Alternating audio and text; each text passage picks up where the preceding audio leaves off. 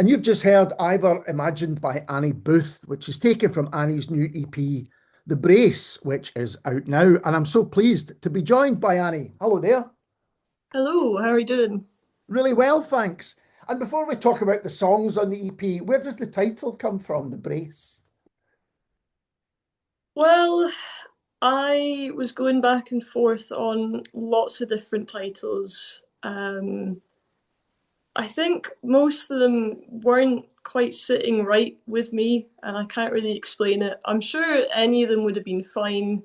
Not that anyone's going to be kicking and screaming if I hadn't gone with the brace. No one's up in arms. Like, how could you release that title? But you know when it's not quite feeling right for the collection of songs. And I was at my pal's studio, Not Good Studios, where I recorded the EP. We were finishing some things off. I was there with my friends Duncan and Joel, and I kept saying to them, I was like, this title still not there. It's not right. Like, and we're about to finish the EP, and Duncan went to the other room and brought through this big, massive hardback like book on ships, like Right. nautical stuff and ships in the sea or whatever. I don't know why you've given me this, Duncan. Classic kind of musician behaviour. And he just put it down in front of me, and then he left the room again, as if to be like, "Here you go, just pick one from here. I have nothing to do with it, but you just pick one." And I literally opened the book, and just on the first page I found it was like a ship with all the different parts of the ship, and one of the bits was like the brace. I don't think I even paid attention to what that really means or which part of it was, but the words just felt right. It just sort of weirdly clicked. Yeah, pretentious answer, but that is genuinely what happened. That's a fantastic answer because I now think to my reading pirate books back when I was a kid, and the term splicing the main brace Ah, was something that was said often. It must be to do with lifting the sails or doing something like that. Ah, you see, my theory was that brace, I think you can get a brace of pheasants or, like it's a bunch or something like that. So a wait, collect. hold on.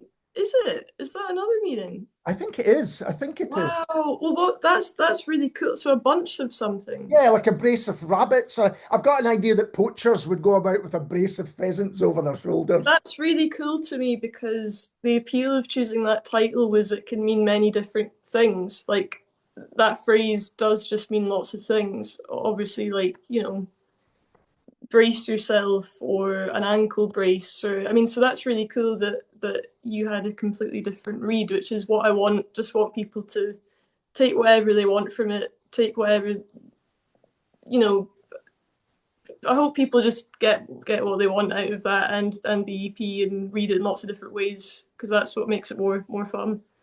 And the songs on it, how did you work on them and how long were you working on them? Not long at all for these ones. They came about really quickly last year. I was going through a really transient period in my life, and I didn't plan to do this, but I think I wrote one maybe each month because I was not writing tons and tons of music. There was a lot going on, but I did find myself writing something each month over that time.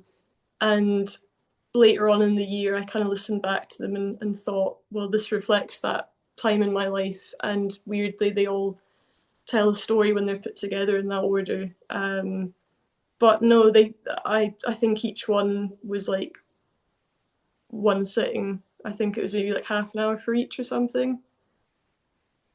You've mentioned the word story, and on one of my questions here, I have, is there a story being told with the EP? So I picked up on that because one of the shorter track on it is Who I Am. I think it's only about 50 seconds long. And I wondered if there was a kind of almost an attempt to answer that question as you went through the EP. Am I reading too much into that? No, I think that's really insightful of you. And often I figure out the meaning behind this kind of stuff afterwards, retroactively, kind of piecing things together once I've instinctively put things together, once I've instinctively written something, it's sort of afterwards I try and make sense of it all, if that makes sense. I guess it's telling a bit of a story about love and the end of a long relationship, and sort of rediscovering myself, not just in a good way but in a bad way as well. Um, I guess you go through life differently when you're on your own, and that can bring many wonderful things, but also can bring a lot of pain and vulnerability when you're just left with yourself. And Yeah. uh, in the last track, it's not actually about that. It's actually about a situation I found myself in where I had to leave a flat very quickly, a different flat, but it wasn't sustainable. So, like you say, maybe that was the end of that very difficult process, and that's how I kind of comforted myself during that time, was writing that song. Because that question, who I am, I think you're right. It's one that when you're going through day to day and things aren't troubling you, and you don't ask yourself that question, but there are certain points in your life where you really do have to answer or ask yourself that question. Yeah, and I know it's a cliched sentiment, but sometimes I would rather just put something in a song, even if it is, you know, it's been written down 1,000 times, it's been said 1,000 times, but that is just what I was feeling at that point, and I just wanted to express that clearly. And you mean you say that it's maybe been looked at many, many times, but it's also personal every time. It's also very individual every time.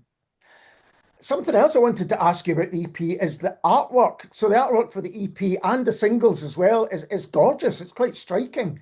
Same artist? It is, it's an incredible artist called Kit Martin. I believe she's a Fife based multi-talented, multifaceted artist who works with a lot of cameraless techniques. I think it's to do with cyanotype processing and printmaking and techniques that you treat the paper, or you use light levels or chemicals to affect the image, not necessarily just digital. Which I thought was a fascinating way to create art, and there's something really haunting and beautiful about her work. I came across it thanks to the artist Theo Bleak, who I don't know in person, but I like her music a lot. I think it's really, really special. And I just thought what Kit had done was really cool. And I'd been digging through trying to find something that fit these songs, and I hadn't really found anything yet. And when I saw examples of Kit's work on her website, I was like, "Whoa, this is speaking to me." I'm really glad that you like it, because I do a lot as well. Yeah, and it brings a real cohesion to the EP and the other releases that are on it as well. That's great that it is cohesive, because yeah, I wanted it to feel, um, talking about the sort of story element. I just wanted them all to feel like they belong together, and to capture natural imagery, because that's something I go back to time and time again when I'm feeling a bit disorientated and a bit distressed. Is going for a walk, nature. But there's something quite haunting about those images. It's almost like they're X-rays or something. They're not just a pretty picture of um, a tree. I mean, there's something about them that I thought was really cool. Yeah, absolutely. They're absolutely the kind of thing you could imagine hanging on a wall and really spending a lot of time examining. And other, as well as someone doing your art, who else is involved in the EP? The other musicians? What's the story there? It's a small crew for this one because it was a small EP. It's only 4 tracks. It was very low budget, but it was recorded at Knockwood Studios in Leith, which is an absolutely beautiful new studio. I don't think they've been open very long.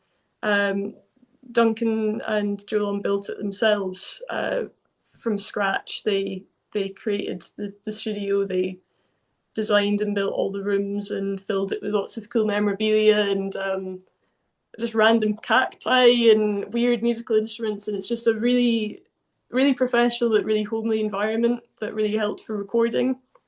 And they're both friends of mine. I've been friends with Duncan since uni days, and Joe Lon's sister Lumai actually did the artwork for my EP Spectral back in the day. I think it Yeah, was yeah. 5 or 6 years ago now. And Morgan, who plays in No Windows, which is a really, really cool band. I don't know if you're aware of them, I'm sure you Yeah. are. Um, they're doing really awesome stuff. I saw them live at Hidden Door and they were just like already so good.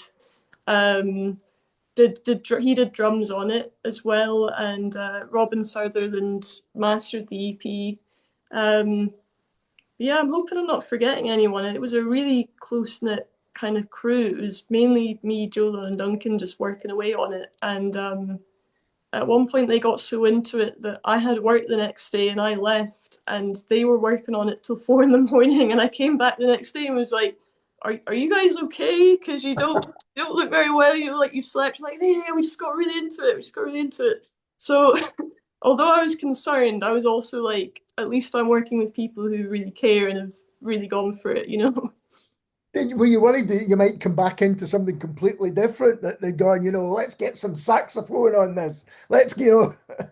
Yes, I was, because I do have an element of when it's my music, I can be very particular and I'm good at knowing when something isn't right. I'm much better at articulating when something isn't right than when something is right, which is probably annoying for people sometimes. But luckily, I did come in, and I think other than maybe the most minor thing, I was like, "Yes, you've got it, and you've understood it." And it wasn't like the entire EP. I think it was just they'd added, it was like double bass or like a synth line or something, and it just worked really well because they'd kind of synced up with what the songs needed, which was great.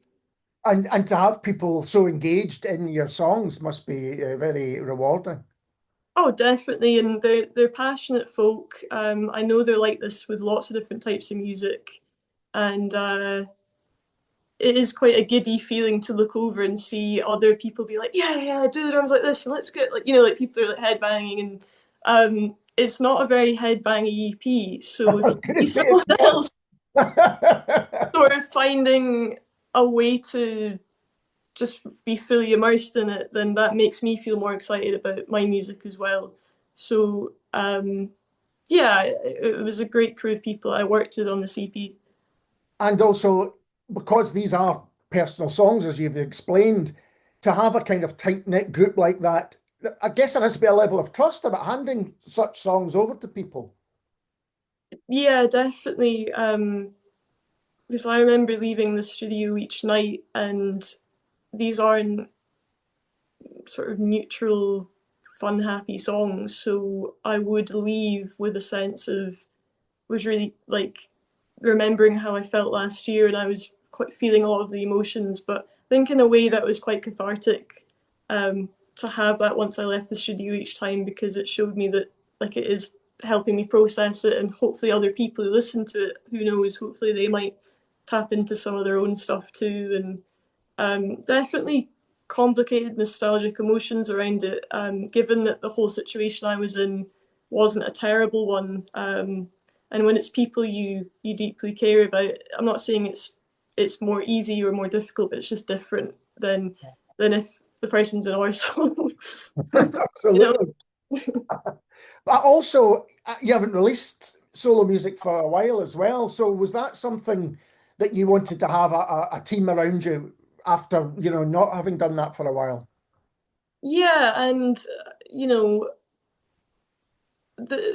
this has felt more important for me to create something that even if I look at it and go, I could have done this better or this could have been more fleshed out, I would rather create something and stick to something at this stage in my life rather than waiting for the quote unquote perfect moment or perfect opportunity or wait out for funding. I just knew that I needed to make something, and it's a really important part of who I am. And yeah, it was just important to get this made, if that makes sense. Even though I'm very grateful for who I've worked with in the past, for example, like Chris McCrory is a fantastic, extremely talented producer who I was really, really um, privileged to work with on my last album, Lazy Body. So, maybe we'll work together again in the future because it was brilliant collaborating with him. But I guess working with my friends in this way, that's really lovely of you to notice that sometimes if you're with friends in that way, it makes the experience a bit less heavy and a bit less overwhelming. And in the years since you've last released music, I was wondering if you've noticed if there's any differences to that, because things seems to move very quickly. Before we started recording, we were talking about just how much music is being released every week. Have you noticed differences? Well, I'm probably not the best person to ask. I'm probably quite ignorant. I would say I've been a bit out the loop of all this stuff. I've been making a living. I've been dealing with life challenges on and off through the years. I've not been fully actively engaged, so I think there's probably other people who are better equipped to talk about this. But in general, changes like I'm going to sound like an old lady, but changes like TikTok being on the rise and the rise of that kind of instinct, try and get lots and lots of views and make sure your content's really engaging. Um, I'm not very good at that, and I do struggle to create kind of exciting algorithm uh, moving content. I've always preferred to focus on the music, which is very cliched to say, but some people are very good at both, and I'm in awe of those people. I'm in awe of people who can navigate both sides, but it does seem like there's more and more and more onus on the individual and much less money to back people to create what they want to create, and that's hard to see. It's hard to see someone who might be very talented and they've had one hit and they have all this potential, but the label sees it as, well, if they don't get another hit again. Again, I might just be being a bit uh I don't know. This might all be conjecture or not really realistic, but I have noticed there does seem to be less money going around for Yeah. people, and it's a lot more difficult for people. And it is really inspiring to see the amazing music that's coming out of Scotland and the breadth and variety of material every single week. Like, it's really exciting, and yeah, I'm probably not the best person to chat about it though, because I'm just chuffed that I've even made anything right now, let alone people who do it every single day, all Yeah. year long. I think that's interesting. I think I'm not very good at that stuff either. I think you know what you're good at and you do what you do, and other people will say, "Oh, have you thought about this or that?" And you go, "Well, that's not stuff I'm interested in." What's really interesting with your EP is, for me, is it's four songs that belong together. We've spoken about why that is, but first time I heard it, you go, "No, these all speak to each other." In a similar way that if you're reading a really good book of short stories, they speak to each other as well. Mm. There's a line that can come through them. And I'm not saying that doesn't happen elsewhere. Of course it does. But often people now release an EP and it's just, I release one track, another track, and now I've got an EP. And whereas it's clear, even from the artwork that we've spoken about, that this is an EP, one that you care deeply about, but also that is a single piece of work and it deserves to be viewed as a single piece of work. Thank you so much. That's really lovely to hear.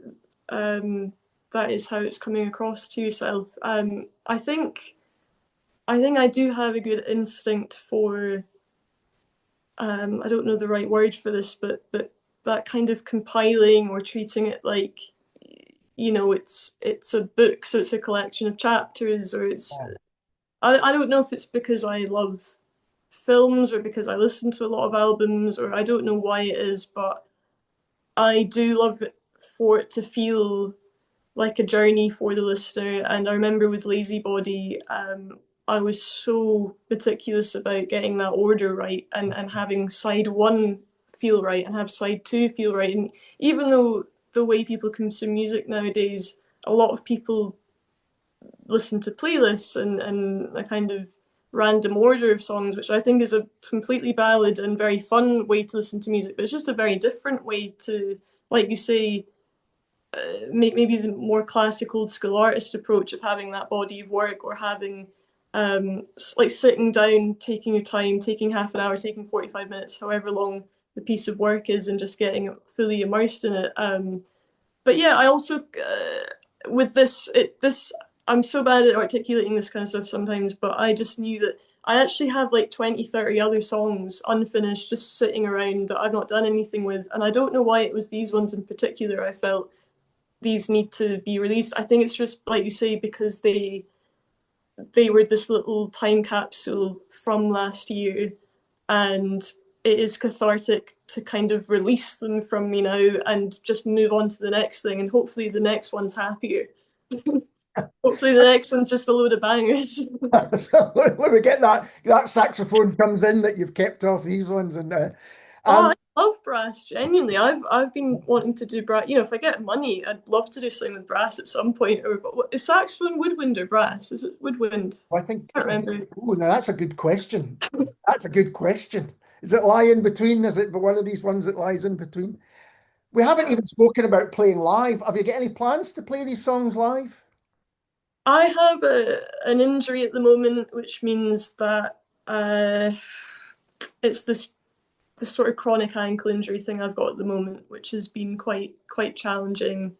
If I do something live, I'd love to do a sitting down gig or one nearby that's not. I probably will need to do one locally, for example, maybe in Edinburgh. But I was talking to the guys at Knockwood Studio, where I recorded the EP, and we might do a launch night in August. No, great. It's very laid back. We might do a pay what you want thing on the door, and hopefully do a wee release for the songs there. Oh, that sounds amazing. And let me know if you do that because I'm going to be in August for some of the Fringe. So if I can make it along to that, I would love to see these songs live. Oh, brilliant. That would be fantastic. I mean, I am really missing not just Glasgow, but everywhere else in Scotland. But I am lucky that at least I'm in a nice enough area, and Edinburgh is a really lovely city, so it could be worse. Absolutely. Annie, it's been so lovely to talk to you about the EP and to catch up. Thank you so much. Thank you so much for the chat. Lovely to talk to you. And this is Annie Booth and Spring Hands.